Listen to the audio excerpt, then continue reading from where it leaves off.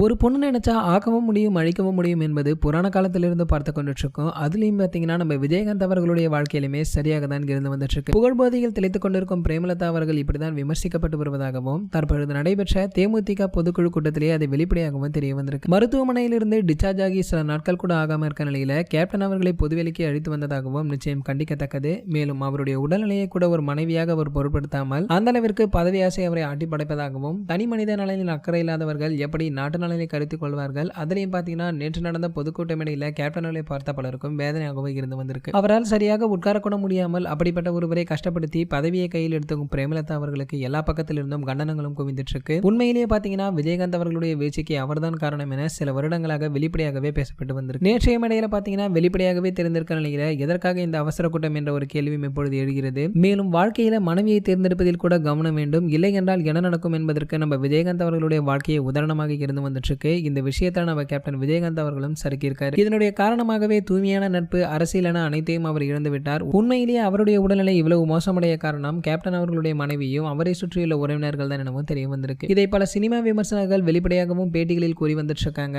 தற்பொழுது நடக்கும் விஷயங்களை எல்லாம் பார்க்கும் பொழுது அது எந்த அளவிற்கு உண்மை என்பதும் தெரிய வந்திருக்கு.